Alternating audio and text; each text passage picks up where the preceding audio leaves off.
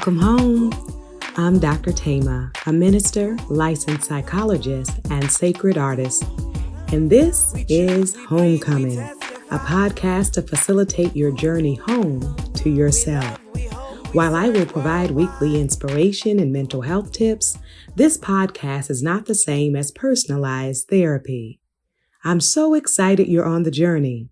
If you want to request specific topics or to submit a poem for me to read on the podcast, email me at homecomingpodcast@gmail.com.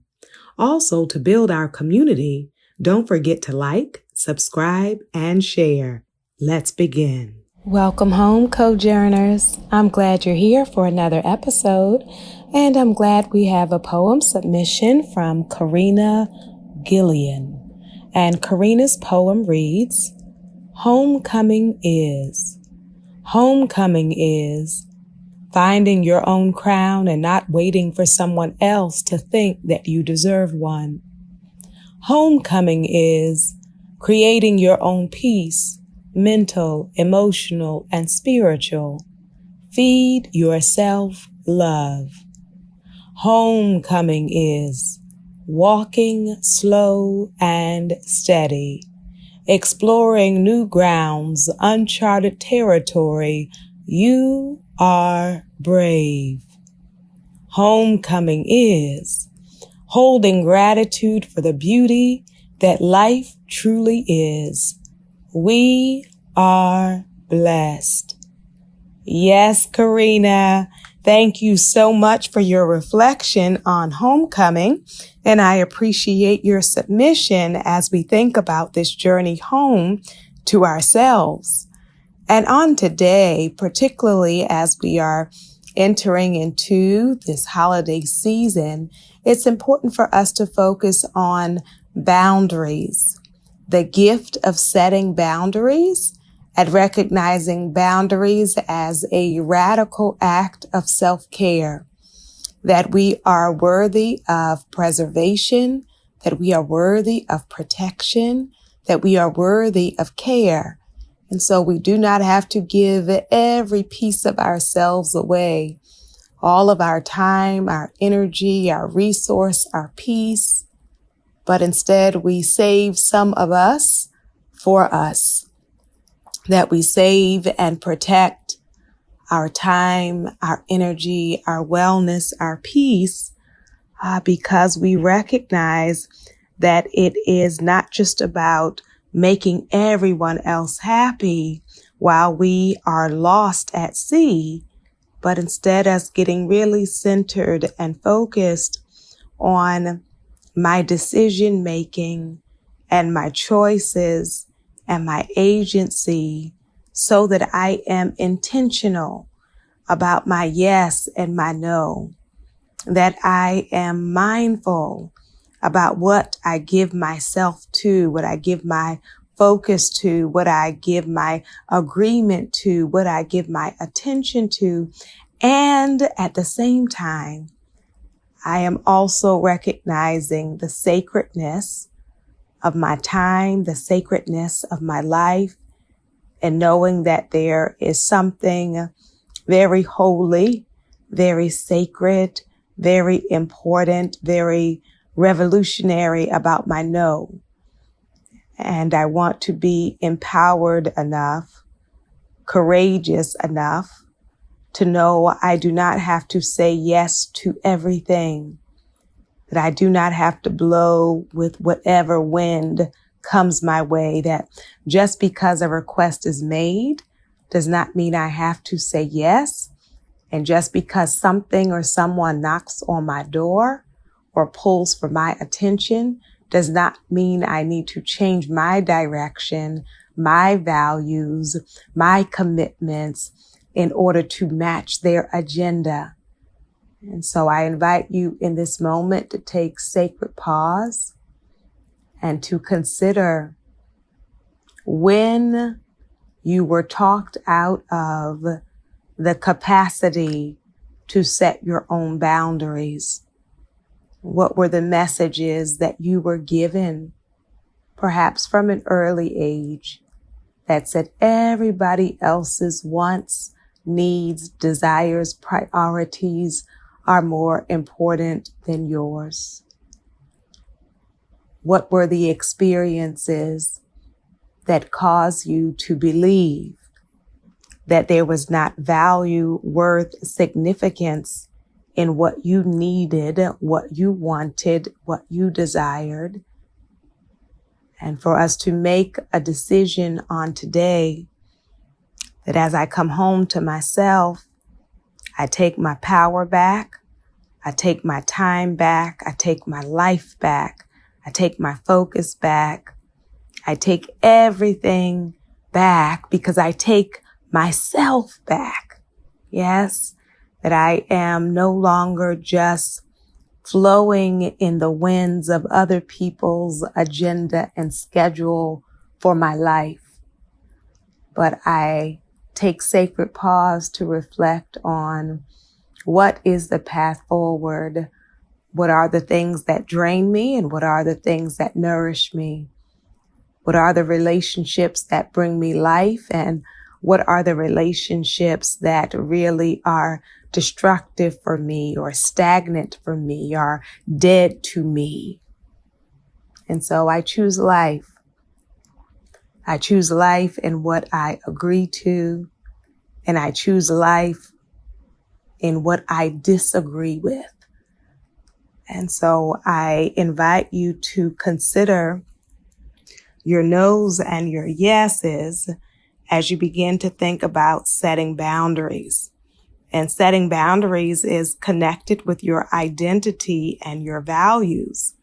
That when you gain clarity about who you are and what you value, then your actions and decisions will be aligned with that.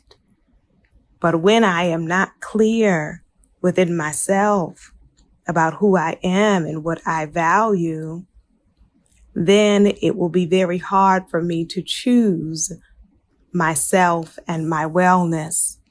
So there are a number of different aspects of boundaries, and I want to talk to you about some of the major boundaries you want to be aware of. So the first aspect of boundaries we want to take a look at are your physical boundaries. And noting that regardless of any past experiences of physical violence, of sexual assault, of molestation, that you are deserving of the right to decide who touches your body and in what way someone touches your body. And so us being empowered to use our voices when something or someone is making us uncomfortable. And so being clear about your physical needs. So we set boundaries as it relates to touch. We also set boundaries as it relates to our physical well-being of being able to rest and not continuously, perpetually taking on too much that it robs us of our sleep.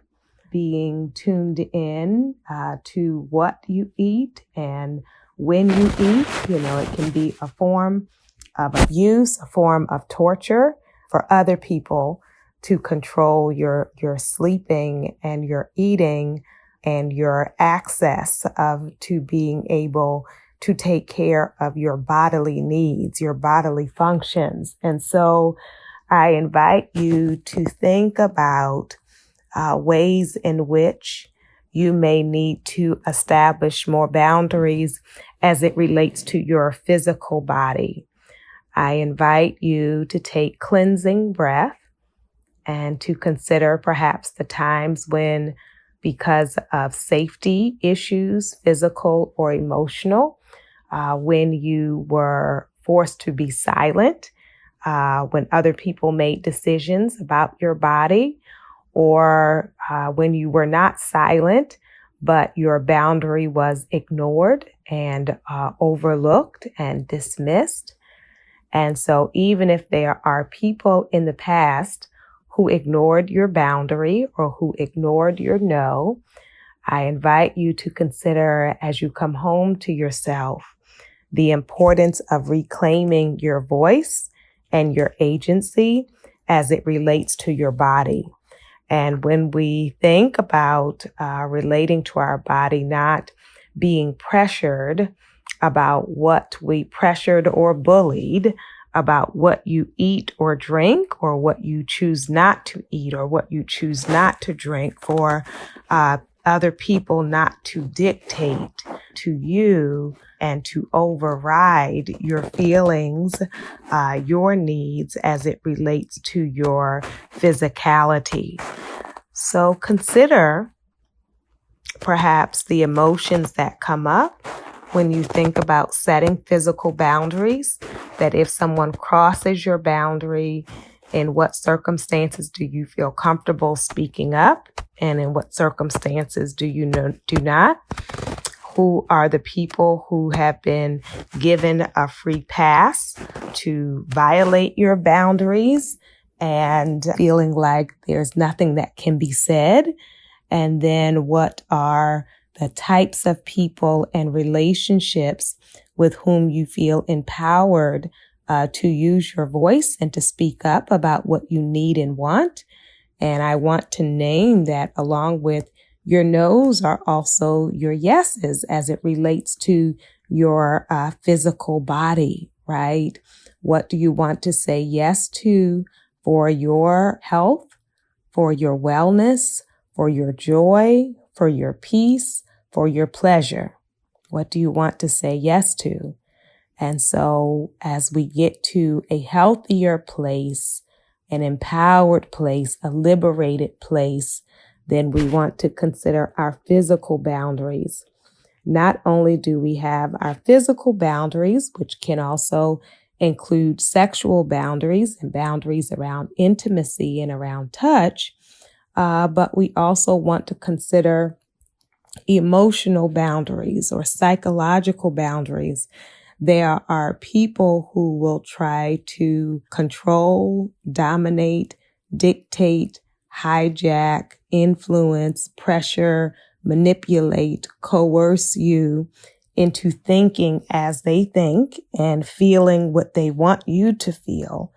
But for us to get to a place psychologically where I can set a boundary, I can set a boundary around my time. I can also set a boundary around my content. Who am I giving access to my emotional life and emotional well-being? And when are the times when in my spirit, in my heart, I feel I really need to shut it down, right? That I need to shut down this conversation. I need to shut down this interaction. Perhaps I even need to shut down this relationship. And so in terms of your emotional thriving and your emotional wellness, it is being tuned into what makes you feel affirmed and what feels disrespectful, what feels comforting and what feels uncomfortable, what feels honoring of you and what feels like humiliation.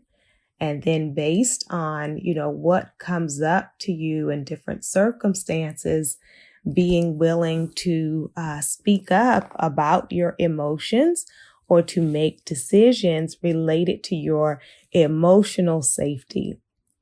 And so when I reclaim my heart, my mind, my emotions, my psychology, then I do not just have to agree with things I do not agree with. And I do not always have to be silent about what I feel and what I think. And so I invite you to consider in what ways you have been silenced, directly or indirectly, actively or passively, what emotions you were told were unacceptable to feel, and then what you have done with those emotions, perhaps stuffing them or disguising them or projecting them onto other people. So as I come home to myself, I get in touch with my own feelings and I make decisions that will honor, that will respect, that will celebrate my psychology, my heart, and my spirit. So consider your emotional boundaries as well as your physical boundaries. And I just mentioned spirituality, and it will also be about setting boundaries that are respectful of your values, your spirituality, or your religion, or your faith. And so if it is important to you, then you want to protect the time for it. You want to protect your energy and resources.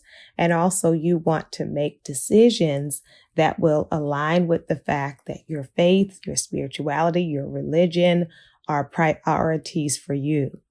And so protecting time for your prayers, or protecting time for your readings or studying or meditation, protecting your energy or your resources to be able to invest them in your spiritual life is going to be an important part of boundary setting, especially if you find yourself in environments with people who have intolerance, who have disrespect, who devalue or demean your faith. And so being mindful of, I don't need to convince them. They can believe whatever it is they're going to believe. But as for me, this is what I believe. This is what is an important priority for me. And so I am going to make decisions that are not prioritizing pleasing others and abandoning my own values, but instead to really be thoughtful about how do I live in such a way that I align my actions with my faith, and that I am intentional about what I give access to given my spiritual values and priorities. You also can set boundaries as it relates to your resources and your finances. And so for various reasons, there are other people who might feel like they have the right to decide what you spend money on, or that your money is their money. And so to not just become silent and resentful, but to really think about, what do you believe as it relates to your resources? And can you be an important priority that is worthy of protection as it relates to your budget, right? That if I put everything else first and I give it all away, then often I do not have enough for myself, perhaps for my children, to take care of the needs that I have. And so who are the people that pull on your resources that you feel ready to set some boundaries with? So if you have people perhaps living with you who make you uncomfortable, or if you have people who are demanding certain things from you, whether monetary, money, or material substances. And so being thoughtful about coming to a place of empowerment and clarity. And empowerment and clarity does not mean that you are selfish. It does not mean you have a hard heart, but it also does not mean that other people get to make all of the decisions as it relates to you and your resources. That you bring your voice to the table. You bring your voice into consideration as you decide what you are going to give or not give, or do or not do. I also invite you to think about boundaries as it relates to your time. And people can eat up your time in ways that do not attend to your humanity. So people can believe that they should have the right to dictate how you use your time in a way that will center them, that will center their needs, that will center their demands. And if you are perpetually not having any say in your time, in your schedule, in your agenda, that can really create a sense of resentment and powerlessness. And so I invite you to consider what it would be like to be more honest about what you want to do with your time, and to recognize that just because you don't have something scheduled doesn't mean you have to say yes to whatever someone asks you, right? That choosing yourself is a decision. Choosing rest is a decision. Choosing fun with your family or friends is a decision.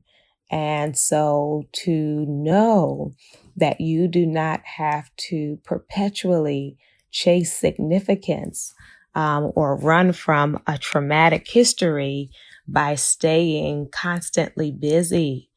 And so as I come home to myself, I don't have to do everything. I don't have to go everywhere. I don't have anything to prove. I am not chasing other people's validation of me. And so I can get very free and very clear about what do I actually want to give my time to, recognizing that there are other people. And so I do not have to clutch and cling to every crumb of an opportunity. That some things for my own wellness, I need to say I don't have the time. And even if I have overcommitted, that I may want to consider going back and fixing that and addressing it, right? Of saying, I know I could do this, but as it turns out, I really don't have the capacity. And so I invite you to get honest and clear about protecting your time. The last thing I want to mention is that you want to give thought to what is your response when people cross the boundary, violate the boundary. And it may depend on what the boundary is or who the person is. But often if we set a boundary, if we establish a boundary, and then people blatantly ignore it, and we don't say or do anything, often it opens the door wider for others to continue to dominate and walk all over you, right? So you want to consider that I want to communicate my boundary in advance.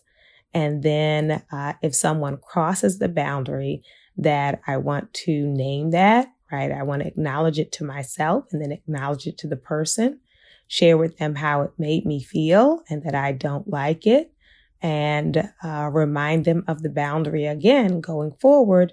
For me to have this interaction with you, this is what cannot happen. So for some of you, it will be a conversation and kind of reiterating the boundary. And for others of you, it will be an ending of a friendship or a disconnect from a relative or from a partner when you see very clearly that your voice, needs, desires are ignored. So we all can consider the boundaries that we need to set because we are worthy of care. And when someone is worthy of care, then you set up boundaries to protect them.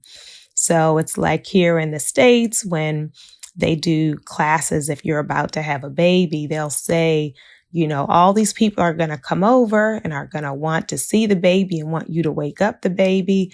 But as an act of parenthood, you have to protect your child's ability to rest. And so they cannot just be perpetually on because people come all times of day and night and want to see them alert, right? That we say that their health and their rest are important. And so to let the baby sleep. Yes. So in some ways, as we have talked in other episodes about reparenting yourself, that you are the baby, that you are a sacred being, that you are deserving of care. And so when people come all day, all times of day or night, when they're calling, texting, pulling on you, making demands of you, that a part of your homecoming is to be able to draw a line and establish it and say, this is not okay, right? Or this does not work for me, right? That I am not able or willing to do that, or simply no, right? And so I am hopeful that you will feel the safety, the courage, and the support to communicate your boundaries with clarity and with follow through. And it will be revealing to you about the kinds of friendships and relationships you have. Because when people care about you, they will appreciate you sharing with them the boundary, and they will respect it and make the adjustment. But when people ignore what you're sharing about yourself, about what you need or what you want, that is an important piece to pay attention to as we consider the nature of our relationships on our journey home to ourselves.